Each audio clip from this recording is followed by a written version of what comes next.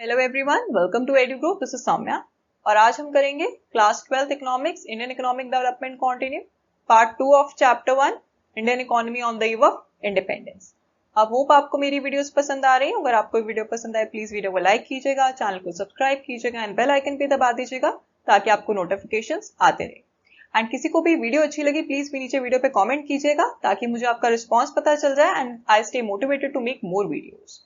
And Sunday को free doubt class होती है, आप उसमें एनरोल कर सकते हैं। 1-to-1 डाउट्स पूछ सकते हैं मुझसे जूम क्लास में। 11 to 12 होगी। नीचे आप व्हाट्सएप पे मुझे टेक्स्ट कर दीजिए so that 1-to-1 I can take your doubts in economics.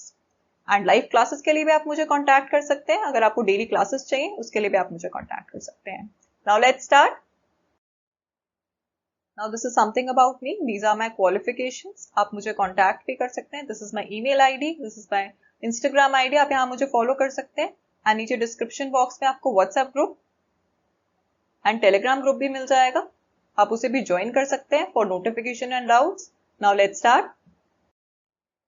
Now today we will study industrial sector on the eve of independence. अब उस टाइम पे जो इंडस्ट्रियल सेक्टर था वो धीरे धीरे डिक्लाइन होने लग गया था। Systematic deindustrialization was under Britishers. Britishers उसको सिस्टमैटिकली डी इंडस्ट्रियलाइज कर रहे थे। इसका मतलब क्या है, जो इंडस्ट्रियल सेक्टर का स्टेटस है वो धीरे धीरे कम होता जा रहा था।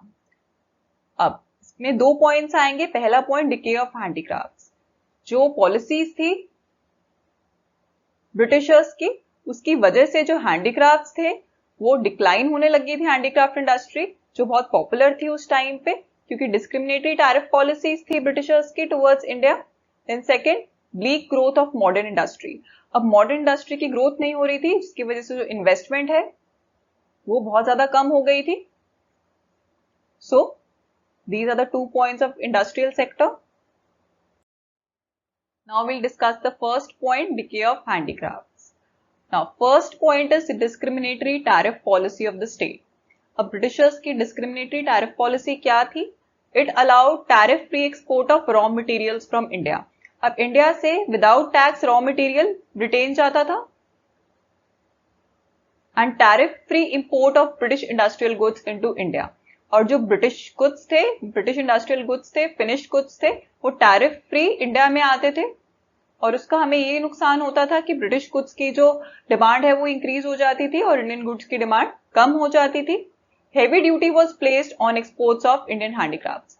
और इंडियन हैंडीक्राफ्ट्स पे जो ड्यूटी थी वो बहुत ज्यादा हैवी थी एक्सपोर्ट्स पे, जिससे धीरे धीरे इंडियन हैंडीक्राफ्ट्स की जो डिमांड है वो बाहर कम होने लग गई। Then British products started gaining Indian markets. और ब्रिटिश प्रोडक्ट्स इंडियन मार्केट्स में ज्यादा बिकने लग गए, ज्यादा सेल होने लग गए, तो ब्रिटिश प्रोडक्ट्स की मार्केट इंक्रीज हो गई इंडिया में। Now the second reason for decay of handicrafts is disappearance of princely courts. Prior to British rule nawabs, princes, emperors rule different parts of the country. अब British rule से पहले nawabs, princes, emperors ये सब थे, rule करते थे different parts of the country. They used to patronize the handicrafts because of which handicrafts acquired international reputation. अब ये क्या करते थे, पेट्रोनाइज करते थे हैंडीक्राफ्ट्स को, जिसकी वजह से हैंडीक्राफ्ट्स की इंटरनेशनल रेपुटेशन बढ़ जाती थी। इंटरनेशनली रिकॉग्नाइज होते थे हमारे हैंडीक्राफ्ट्स, जिसकी वजह से जो बाहर डिमांड है हैंडीक्राफ्ट्स की वो इंक्रीज हो जाती थी और हमारी इंडियन जो हैंडीक्राफ्ट गुड्स हैं वो बाहर बहुत ज्यादा सेल होते थे। Due to British rule princely court started vanish. अब ब्रिटिश रूल की वजह से जो प्रिंसली कोर्ट्स हैं वो धीरे धीरे खत्म होने लग गए थे, जिसकी वजह से जो हैंडीक्राफ्ट्स इंडस्ट्री है उसको बहुत ज्यादा नुकसान होने लग गया था। Now the third point is competition from machine made goods. Machine made British goods were of low cost and gave competition to Indian handicrafts. अब क्योंकि जो ब्रिटिश गुड्स थे वो मशीन से बनते थे, उनकी कॉस्ट भी कम होती थी, वो बल्क में ज्यादा बना लेते थे and gave competition to Indian handicrafts, जिसकी वजह से जो हैंडमेड गुड्स हैं उनको कंपटीशन मिलता था। Machine made goods had better quality and precision. अब जो मशीन मेड गुड्स थे उनकी क्वालिटी भी ज्यादा बेटर थी और उनकी फिनिशिंग भी ज्यादा अच्छी थी हैंडमेड प्रोडक्ट्स से, due to which Indian craftsman had to shut their enterprises. अब जिसकी वजह से जो हैंडीक्राफ्ट इंडस्ट्री है वो डिक्लाइन होने लगी और इंडियन क्राफ्ट्समैन को अपना काम बंद करना पड़ा। Fourth point is new patterns of demand. Due to impact of British culture, people wanted to adapt western lifestyle.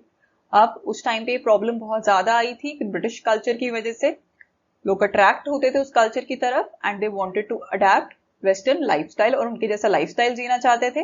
Pattern of demand changed against the Indian goods and in favour of British goods, जिसकी वजह से जो demand है वो Indian goods की कम होती थी और ब्रिटिश गुड्स की ज्यादा होती थी.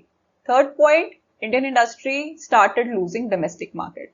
तो जो इंडियन गुड्स थे उसकी डोमेस्टिक मार्केट खत्म होने लगी थी, वो इंडिया में वो सेल होने कम हो गए थे due to change in lifestyle. Fifth point is introduction of railways in India.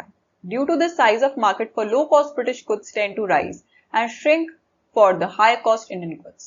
अब रेलवेज की वजह से अगर पहले ब्रिटिश गुड्स सिर्फ एक स्टेट में सेल करते थे, अब ये लो कॉस्ट ब्रिटिश गुड्स ज्यादा स्टेट में सेल कर सकते थे क्योंकि रेलवेज की वजह से जो ट्रांसपोर्टेशन है वो इजी हो गया था and shrink for the high cost Indian goods. और जो मार्केट थी वो इंडियन गुड्स के लिए कम होती जा रही थी क्योंकि इनकी कॉस्ट भी ज्यादा थी, जिसकी वजह से जो इंडियन हैंडीक्राफ्ट्स है धीरे धीरे शट डाउन होने लग गया. Next topic is bleak growth of modern industry. अब उस टाइम पे जो मॉडर्न इंडस्ट्री थी उसकी ग्रोथ थी वो बहुत ज्यादा कम थी, ना के बराबर थी. Some industries were established by private entrepreneurs. अब कुछ इंडस्ट्रीज थी जो प्राइवेट ओनर्स के अंडर चली गई थी, जैसे iron and steel, sugar, paper and cement. Second, state participation was limited. अब जो गवर्नमेंट पार्टिसिपेशन थी वो बहुत ज्यादा कम थी. जो गवर्नमेंट पार्टिसिपेशन थी वो कुछ ही एरियाज में थी, जैसे railways and means of communication like telephone. इसी में ही गवर्नमेंट डील करती थी. Third, no capital good industry worth the name. उस टाइम पे कोई कैपिटल गुड इंडस्ट्री नहीं थी. कैपिटल गुड इंडस्ट्री बेसिकली क्या होती है, जो प्रोड्यूस करती है मशीन्स एंड इंडस्ट्रियल प्लांट्स. सो जिसकी वजह से जो इंडस्ट्रियल सेक्टर है वो काफी पीछे था at the time of independence. Now 4 core characteristics pointing to its backwardness. First, handicraft industry was destroyed by British government. अब handicraft industry destroy कर दी थी ब्रिटिशर्स ने. Then modern industry was restricted due to expansion of railways. अब railways की वजह से modern industry restrict हो गई थी क्योंकि British goods ज्यादा transport किए जाते थे. Third, capital goods industry was non-existent. Capital good industry ना के बराबर थी. Then modern industry remained in infant stage. अब बहुत ही initial stage पे थी modern industry, इसलिए it was backward. Now next topic is foreign trade under British rule. अब हम पढ़ेंगे कि foreign trade कैसा था British rule के under. First point, net exporter of primary products and importer of finished goods. अब India जो था प्राइमरी प्रोडक्ट्स को एक्सपोर्ट करता था जैसे रॉ मटेरियल और इंपोर्ट करता था finished goods. Net exporter of raw material. अब क्या क्या चीजें एक्सपोर्ट होती थी, रॉ कॉटन, सब कुछ रॉ था, raw cotton, silk, wool, jute, Indigo. And finished goods क्या थे, क्या चीजें इंपोर्ट होती थी, इंपोर्ट होते थे वुलन क्लोथ्स, कॉटन, ये बन के आता था, it was not raw, cotton, silk and several type of capital goods. ये सब चीजें इंपोर्ट होती थी. Second point is monopoly control of India's foreign trade. Now, export and import came under monopoly of British rule. अब जो भी export import होता था वो सब ब्रिटिश रूल के अंडर ही था, ब्रिटिशर्स ही सारे डिसीजंस लेते थे. First point, more than 50% of India's foreign trade was directed towards great Britain. अब जितना भी फॉरेन ट्रेड था मोर देन 50% वो ज्यादातर किसके साथ होता था, ग्रेट ब्रिटेन के साथ. India export of raw materials, import of finished goods, हम पढ़ चुके हैं. India became exporter of raw materials and importer of finished goods. Now the third point, surplus trade but only to benefit the British. अब trade होता था उस time पे, बहुत ट्रेड होता था, बट सिर्फ किसको बेनिफिट करता था, वो ब्रिटिशर्स को बेनिफिट करता था. जो प्राइमरी गुड्स एक्सपोर्ट होते थे, प्राइमरी गुड्स थे, वो इंडस्ट्रियल गुड्स नहीं थे. It is a sign of economic backwardness क्योंकि हम अपना रॉ मटेरियल सारा बाहर एक्सपोर्ट कर देते थे और इंपोर्ट क्या करते थे, finished goods. Trade surplus was not used for growth and development of the country. और जितना भी सरप्लस था, जितना भी अमाउंट ये लोग एक्सपोर्ट से अर्न करते थे, वो सारा इनके एडमिनिस्ट्रेटिव एक्सपेंसेस में ही यूज हो जाता था। It was not use for growth and development of the country, it was use as to meet administrative expenses of wars fought by the British government. तो जितने भी एक्सपेंसेस थे वो इसी से ही वो पूरे करते थे, चाहे वो एडमिनिस्ट्रेटिव एक्सपेंसेस हो, चाहे वो वॉर के एक्सपेंसेस हो। और इसकी वजह से जो हमारा सारा वेल्थ था कंट्री का, वो ड्रेन हो रहा था, due to which our country became economically backward. Now the next topic is demographic profile during the British rule. First point, birth rate and death rate. Birth rate भी high था, death rate भी high था. Birth rate was 48 per thousand and death rate was 40 per thousand, due to which there was massive poverty in India. Now the second point, infant mortality rate. What is infant mortality rate? It is death rate of children below the age of 1 year per 1000 live births. अब death rate children के अंदर 1 साल से छोटे पर 1000 live births, उस time पे 218 per thousand था infant mortality rate, which is very high, and at present 32 per thousand है। अब इतना ज्यादा infant mortality rate, it is a sign of poor healthcare associated with extreme poverty। इसका मतलब जो healthcare system था वो बहुत ज्यादा poor था और लोग बहुत ज्यादा poor थे। Now the third point is life expectancy. Basically it is average life of the person. उस टाइम पे 32 years थी life expectancy and presently it is 69.4 years, which is comparatively better उस टाइम से। It reflects lack of healthcare facilities and lack of awareness. अब इससे भी पता चलता है कि healthcare facilities भी कम थी और awareness भी कम थी। Now the fourth point, literacy rate. Literacy rate क्या होता है? Those who can read and write. It was 16%, which reflects social backwardness, and 7% female literacy rate. Females का सिर्फ 7% था. Again, it represents gender discrimination. Now we'll study demographic transition. Now this is important point. पूछते हैं year of Great Divide क्या था? 1921. Prior to 1921, population growth was not consistent. अब 1921 से पहले population growth बहुत ज्यादा consistent नहीं थी। After 1921, population was consistent. अब उसके बाद धीरे धीरे population consistent होने लग गई। Census 1901 showed a decline of 0.04 crores in population. अब इसमें decline show हुआ था 0.04 crores का। Census 1911 showed a rise of 1.38 crores. अब 1901 में decline था, 1911 में rise था 1.38 crores of population का।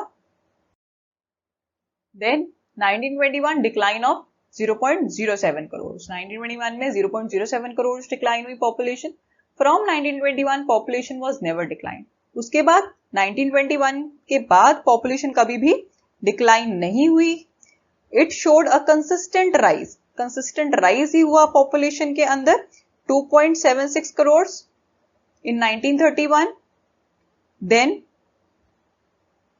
1941 में 3.96 करोड़ राइज हुई एंड देन 1951 में 4.24 करोड़ इंक्रीज हुई। सो उसके बाद इंक्रीज ही हुई population. Increase in population led to increase in burden of excessive maintenance investment. अब जैसी पॉपुलेशन इंक्रीज हुई, अब ज्यादा पैसा चाहिए था उन लोगों को मेंटेन करने के लिए। When maintenance investment increases, growth oriented investment remains low. अब जब मेंटेनेंस के लिए इन्वेस्टमेंट इंक्रीज करनी पड़ती है तो ग्रोथ ओरिएंटेड इन्वेस्टमेंट ऑटोमेटिकली कम हो जाती है। ग्रोथ इकोनॉमी की ऑटोमेटिकली कम हो जाती है क्योंकि पॉपुलेशन इंक्रीज हो गई है और उनको मेंटेन करने के लिए जो इन्वेस्टमेंट है वो चाहिए होती है, उस टाइम पे ग्रोथ नहीं होती है। Till 1951 population ranged mild to modest. अब 1951 तक जो पॉपुलेशन थी माइल्ड ही रही। After 1951 population rise was explosive और 1951 के बाद जो ग्रोथ थी वो बहुत ज्यादा थी पॉपुलेशन की। Now next topic, occupational structure on the eve of independence. First is agriculture, the principal source of occupation. अब ज्यादा से ज्यादा कमाई एग्रीकल्चर से होती थी लोगों की। 72% of the population was engaged in it. Percentage of population dependent on it is less in advanced countries. अब advanced countries के अंदर ये percentage बहुत ज्यादा कम है। अब इंग्लैंड एंड अमेरिका में 2% है, जापान में 12%, जर्मनी में 4%। इतनी ही पॉपुलेशन एंगेजमेंट है जो डिपेंडेंट है एग्रीकल्चर के ऊपर एडवांस कंट्रीज में। इंडिया में उस टाइम पे कितनी थी? 72%। Now second point, industry N insignificant source of occupation. सिर्फ 9% वर्किंग पॉपुलेशन किस में एंगेज थी? मैन्युफैक्चरिंग इंडस्ट्रीज में, माइनिंग में। सिर्फ 9% वर्किंग पॉपुलेशन थी जो इंडस्ट्रियल सेक्टर के अंदर थी। एंड यूएसए में 32%, इंग्लैंड में 42%, जापान में 32%, which again shows backwardness of the Indian economy.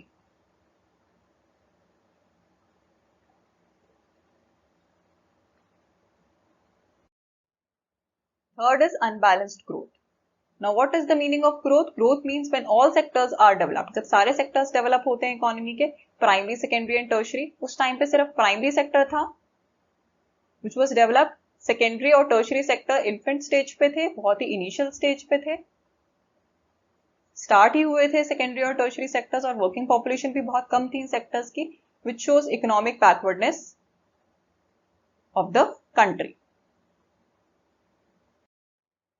Now, next topic is infrastructure on the eve of independence. First, railways were developed to transfer finished goods from Britain to interiors of colonial India. अब railways के development हो गया था railways का, ताकि finished goods Britain से India के अंदर डिफरेंट पार्ट्स में ट्रांसपोर्ट हो सके।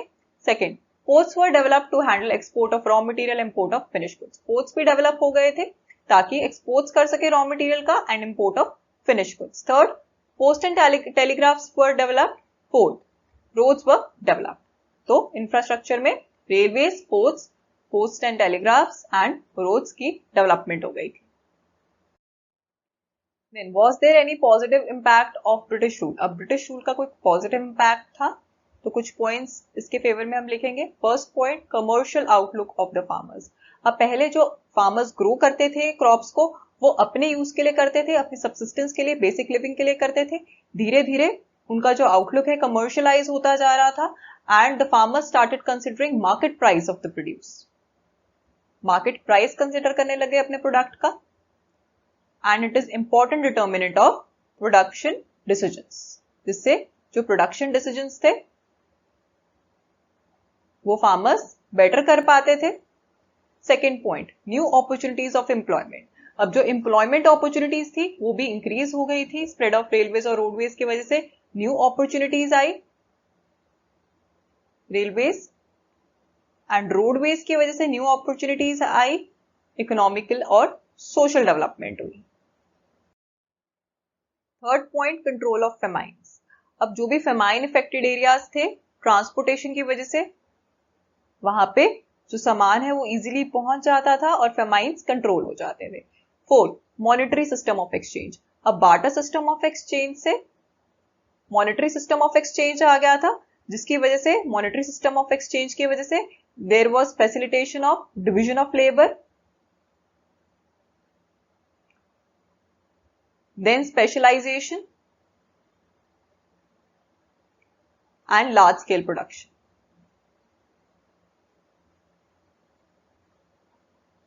Last point, efficient system of administration. अब Britishers efficient system of administration चलाते थे, जिसकी वजह से they left a legacy of efficient system of administration and धीरे धीरे this served a ready reference of our politicians as well as planners. उनको easy हो गया प्लान करने के लिए बिकॉज ब्रिटिशर्स से उन्होंने थोड़ा थोड़ा सिस्टम सीख लिया एडमिनिस्ट्रेशन का। होप आपको मेरी वीडियोस पसंद आई हो। अगर आपको वीडियो पसंद आई हो प्लीज वीडियो को लाइक कीजिएगा, चैनल को सब्सक्राइब कीजिएगा एंड बेल आइकन भी दबाइएगा ताकि आपको नोटिफिकेशंस आती रहे। Thanks for watching.